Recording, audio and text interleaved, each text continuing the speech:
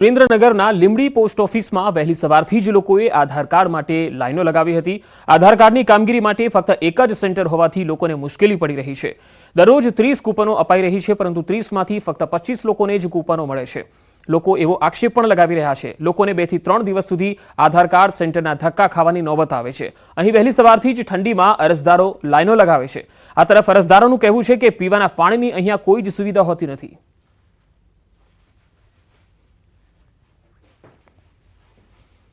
કચ્છ જિલ્લાના ભચાઉમાંથી ફરી એકવાર ડ્રગ્સ પકડાયું। 1 કરોડ અને 47 લાખના કોકાઈન સાથે 4 લોકોને ઝડપી પાડ્યા। આરોપીઓ પંજાબથી કચ્છ ડ્રગ્સની ડિલિવરી કરવા આવ્યા હતા।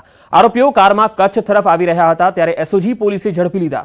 142 ગ્રામ કોકાઈન સાથે 2 મહિલા અને 2 પુરુષની ધરપકડ કરાઈ। મહિલાઓની પૂછપરછ દરમિયાન પંજાબ કનેક્શન પણ સામે આવ્યું। આરોપીઓ ભાઈ બહેનની મદદથી ડ્રગ્સની ડિલિવરી કરતા હતા। તમામ આરોપીઓ પણ પંજાબના ભટિંડાના હોવાનું સામે આવ્યું।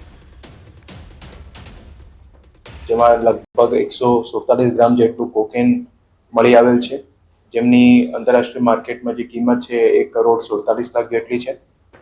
અને જે ગાડી હતી એ ગાડી હરિયાણા પાસિંગની હતી અને એમાં ટોટલ 4 લોકો બેઠેલા હતા। એ 4 પંજાબના ભટિંડાના છે અને ત્યાંથી જે માલ છે એ અહીંયા કચ્છ બાજુ ડિલિવર કરવા આવેલા હતા।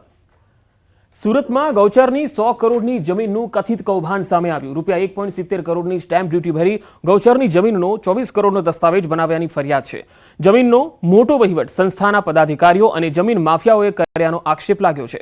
આ જમીન મગોબ ગામના સમસ્ત સંસ્થાના નામે હતી, જેમાં મગોબ ગામ સમસ્તના વહીવટ કરતા રાજેન્દ્રસિંહ પ્રતાપસિંહ ગોહિલ અને સંસ્થાના અન્ય 5 લોકો નકલી ઠરાવ ઉભો કરી કરોડો રૂપિયાની જમીન વેચી નાખવામાં આવી। હવે રાજેન્દ્રસિંહ ગોહિલ અને જમીન લેનાર કેતનસિંહ ગોહિલ તેમજ મહેશભાઈ બારોટ સામે તપાસ કરવામાં આવે તેવી માંગ ઉઠી છે।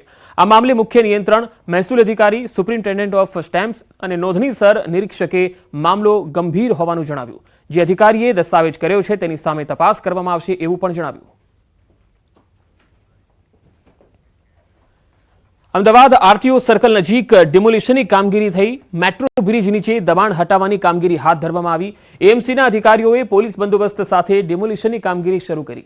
એક વ્યક્તિએ પોતાની જમીન હોવાનો દાવો કર્યો। અગાઉ મેગા પ્રોજેક્ટ સાથે જમીન સંપાદન અંગે ડીલ થઈ હતી, છતાંય એએમસીની ટીમે કોઈ નોટિસ વગર ડિમોલિશન શરૂ કર્યું હોવાના આરોપ છે।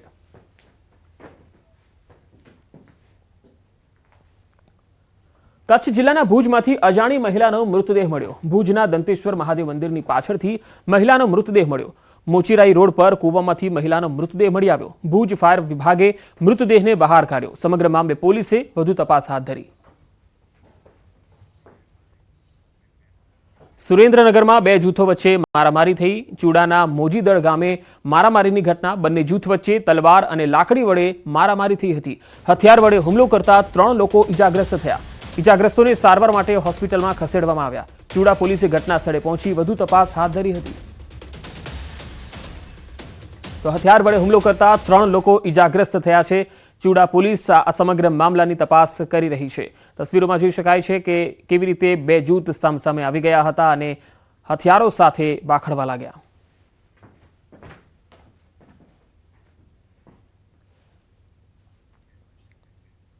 રાજ્યના વધુ સમાચારો પર નજર કરીશું। હાલ રોકાઈશું એક વિરામ માટે।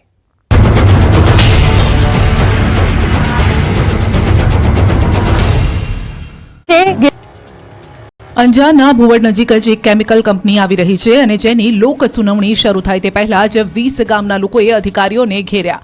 અંજારમાં ખાનગી કંપની માટે લોક સુનાવણી યોજાઈ, જેના વિરોધમાં 20 થી વધુ ગામના લોકો ભેગા થયા। ભુવડ, ખેડોઈ અને આસપાસના ગામના રહેવાસીઓએ આ કેમિકલ કંપનીનો વિરોધ કર્યો। લોકોએ મોટી સંખ્યામાં એકત્રિત થઈને લોક સુનાવણીનો વિરોધ કર્યો। લોક સુનાવણી રદ કરવાની માંગ સાથે સ્થાનિકોએ હલ્લાબોલ કર્યો।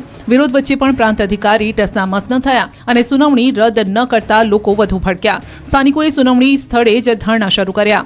અંદાજિત 700 થી 800 લોકોએ ઉગ્ર વિરોધ પ્રદર્શન કરતા પ્રાંત અધિકારી અને જીપીસીબી અધિકારીને પરસેવો છૂટી ગયો। લોકોને સાંભળ્યા વગર લોક સુનાવણી પૂર્ણ જાહેર કરી અંજાર પ્રાંત અને જીપીસીબી સીસીટીવી અધિકારીએ ચાલતી પકડી. નોંધનીય છે કે અંજારના ભુવડ પાસે કેમિકલ ઉપરાંત સ્ટોરેજ કંપની આવી રહી છે. ગ્રામજનોએ આ કંપની સામે વિરોધ વ્યક્ત કરી લડત કરવાની તૈયારી બતાવી છે. ગામ નજીક આવતી કેમિકલ કંપનીથી માનવ વસાહત પાસે જ હોવાથી વ્યાપક નુકસાન થશે તેવો ભય છે. 3 થી 4 તળાવો જે આ ગામની જીવાદોરી છે તે પણ દૂષિત થશે. 3000 થી વધુ પશુધનને નુકસાન થશે. આ વિસ્તારમાં બાગાયતી અને ખેતીના પાકોમાં પણ વ્યાપક નુકસાન થશે તેવો લોકોને ડર છે. વડોદરામાં દબાણકર્તાઓ પર 10 દિવસથી તવાઈ ચાલી રહી છે. વિવિધ વિસ્તારમાં ખડકી દેવાયેલ દબાણો પર બુલડોઝર ફરી વળ્યું છે.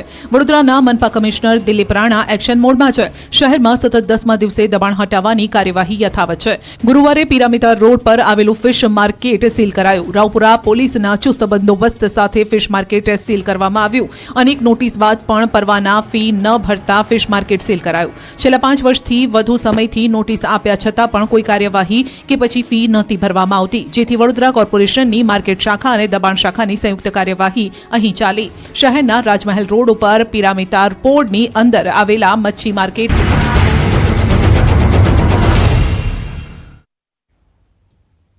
Welcome back. બંગાળની ખાડીમાં સાંજ સુધીમાં બનશે વાવાઝોડું, જે આવતીકાલે તમિલનાડુ પુડુચેરીના કિનારે ટકરાશે. હવામાન વિભાગની આગાહી છે કે 90 કિલોમીટરની ઝડપથી અહીંયા પવન ફૂંકાઈ શકે છે.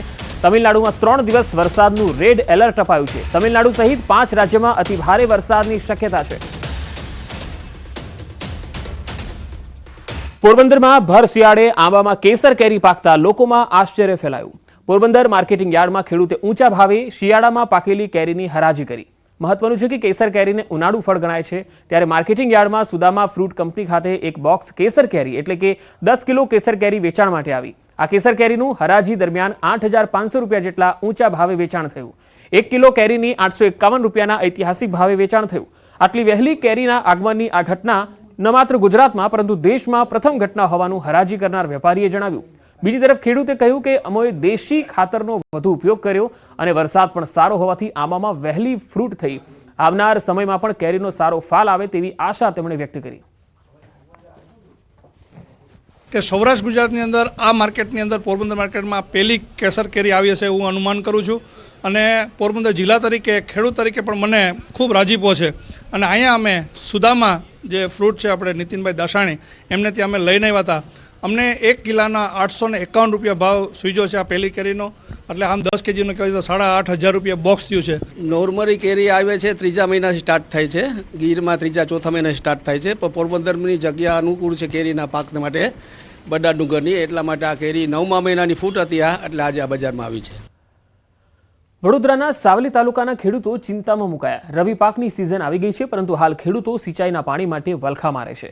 રવિ પાકની ખેતી માટે કેનાલનું પાણી નથી મળતું. કેનાલ રિપેરિંગનું કામ મંથર ગતિએ ચાલી રહ્યું હોવાથી ખેડૂતો સિંચાઈના પાણીથી વંચિત રહ્યા છે. ડીઝલ પંપ વડે પાણી સિંચી અને પાક બચાવવા મજબૂર બન્યા. સાવલીમાં કપાસ, તમાકુ, શાકભાજી, ઘઉં, ડાંગર જેવા પાકોની વાવણી કરાય છે, ત્યારે ખેડૂતોએ વહેલી તકે કેનાલોમાં પાણી છોડવાની માંગ કરી. અત્યારે રવિ પાકનો સિઝન આવી ગયો છે, એના માટે સરકારને અમને વિનંતી છે, કેનલની અંદર પાણી છે નહીં ને વહેલી તકે અમને પાણી આલી લે તો બહુ સારું છે. મોરબીમાં ફ્રૂટનો વેપાર કરતા એક શખ્સે સગીરાનું અપહરણ કરી દુષ્કર્મ આચર્યું. આમીન રહેમાન મેર નામના એક શખ્સે સગીરાને લલચાવી ફોસલાવી અપહરણ કરી અને દુષ્કર્મ આચર્યું. સગીરાના પિતાએ મોરબી તાલુકા પોલીસ મથકમાં ફરિયાદ નોંધાવી. તાલુકા પોલીસે આરોપી આમીન રહેમાન મેરની ધરપકડ કરી આગળની તપાસ હાથ ધરી.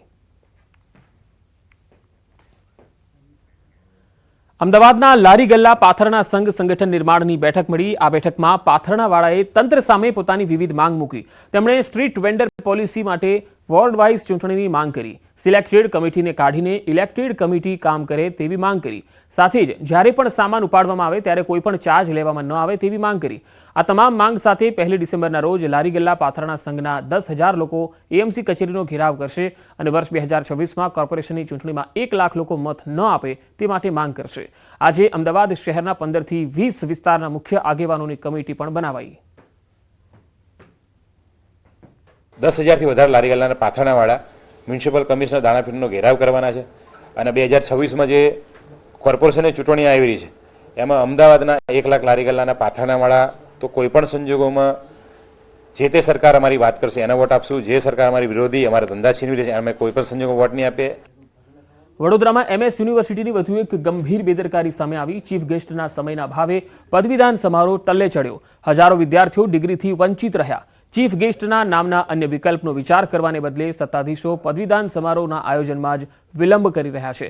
સત્તાધીશો ચીફ ગેસ્ટ તરીકે કયા મહાનુભાવને આમંત્રિત કરવા માંગે છે એ પણ અસ્પષ્ટ છે. ગત જૂન મહિનામાં પરિણામો જાહેર કરવામાં આવ્યા હતા, જે બાદ પદવીદાન સમારોહની પ્રાથમિક તૈયારી પૂરી થઈ. ડિગ્રી સમયસર એનાયત કરવામાં ન આવે તો મેડિકલના વિદ્યાર્થીઓનું વર્ષ બગડી શકે છે. नहीं है, लेकिन ये देखिए ये यूनिवर्सिटी की नैतिक जवाबदारी होती है, उसमें कोई किसी को कहे और फिर वो काम किया जाए, ऐसा नहीं होता.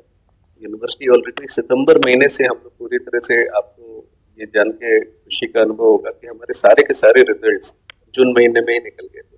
यानी कि उसके बाद से हम लोग कन्वोकेशन करने के लिए जो हमारी बेसिक तैयारी वो हम लोग पूरी कर चुके हैं. हम लोग बहुत शीघ्र ही हमारा जैसे ही चीफ गेस्ट का डेट फाइनल हो जाएगा. અંબાજીની સબ ડિસ્ટ્રિક્ટ હોસ્પિટલમાં બ્લડ સ્ટોરેજની શરૂઆત થઈ. ઇમરજન્સીમાં લોકોને લોહી મળી રહે તે માટે બ્લડ સ્ટોરેજ ખુલ્લું મુકાયું. પેથાણી બ્લડ બેંક સાથે ટાઈઅપ કરીને અંબાજીમાં બ્લડ ડોનેશન કેમ્પ યોજાયો, જેમાં હોસ્પિટલના સ્ટાફ સહિત મોટી સંખ્યામાં લોકોએ બ્લડ ડોનેટ કર્યું. કેમ્પસમાં 60થી વધુ બોટલ બ્લડ એકત્રિત કરાયું. હોસ્પિટલના સુપરિન્ટેન્ડન્ટે આ બ્લડ સ્ટોરેજ આદિવાસી સમાજના દર્દીઓ, પ્રસૂતાઓના મૃત્યુદરને ઘટાડવા અસરકારક સાબિત થશે તેવી આશા વ્યક્ત કરી. હોય તેમજ જે ડિલિવરીના દર્દી હોય તેને જરૂરિયાત પડે ત્યારે લોહી લેવા માટે એમને પાલનપુર જવું પડતું હતું, અને આ બ્લડ સ્ટોરેજ સેન્ટર ચાલુ કરવાના કારણે તેઓને જે સરકારની જે યોજના તેમજ PMJY યોજના છે તેમને સંપૂર્ણ ફ્રીમાં લોહી મળી રહેશે, જેના કારણે તેમનો મૃત્યુદર પણ ઘટી શકશે અને જરૂરિયાતવાળા દર્દીને આપણે લોહી પણ પૂરું પાડી શકીશું. રાજ્ય સરકારે કરેલા ઠરાવનું આખરે સુરત પાલિકાએ અમલીકરણ કર્યું. રાજ્ય સરકાર દ્વારા વર્ષ 2022માં એક ઠરાવ કરાયો હતો, જેમાં સંસ્થાઓને ગુજરાતી ભાષામાં સાઇન બોર્ડ અને દિશા નિર્દેશ બોર્ડ લગાડવા નોટિસ અપાઈ હતી. મહાનગરપાલિકાના જે પણ વિસ્તાર છે અને અન્ય મહાનગરપાલિકાઓ છે એમાં જે પણ સાઇન બોર્ડો હોય, દુકાન પર જે નામો લખેલા હોય, નામ હોય, દિશા નિર્દેશ હોય, એ તમામ વસ્તુ એ ગુજરાતી ભાષામાં હોવા જોઈએ. એની માંગ મારી 2019થી હતી. મહિનાની 2022માં રમતગમત અને યુવા અને સાંસ્કૃતિક વિભાગ દ્વારા એક ઠરાવ કરેલો હતો. એ ઠરાવમાં એવું દર્શાવેલું હતું કે કોઈ પણ સરકારી કે અર્ધ સરકારી યુનિટ હોય, કોઈ પણ જાહેર સ્થળ હોય, નામ હોય, દિશા નિર્દેશ હોય, કોઈ પણ સૂચન હોય, એક જાહેર સ્થળ પર જાહેરાત હોય કે અંગ્રેજી કે હિન્દીની સાથે સાથે ગુજરાતીમાં હોવું ફરજિયાત છે. પરંતુ સુરત મહાનગરપાલિકા આનો અમલ કરતી નહોતી, મ્યુનિસિપલ કમિશનરશ્રી આનો અમલ પર કરતા નહોતા. એટલે એ બાબતે એક ફરિયાદ એક લેટર દ્વારા મેં માનનીય મુખ્યમંત્રીશ્રીને લખેલો અને સુરત શહેરના અલગ અલગ વિસ્તારમાંથી 400થી વધુ પુરાવો એમની સમક્ષ રજૂ કરેલા. નામ લખેલા છે એ અન્ય ભાષામાં છે, માનો કે ઇંગ્લિશમાં કે હિન્દીમાં, તો સાથે સાથે ગુજરાતીમાં લખવા ફરજિયાત છે. આ મારી માંગ હતી અને સુરત મહાનગરપાલિકાએ આજથી એમનો અમલ કરવાનો શરૂ કર્યો છે.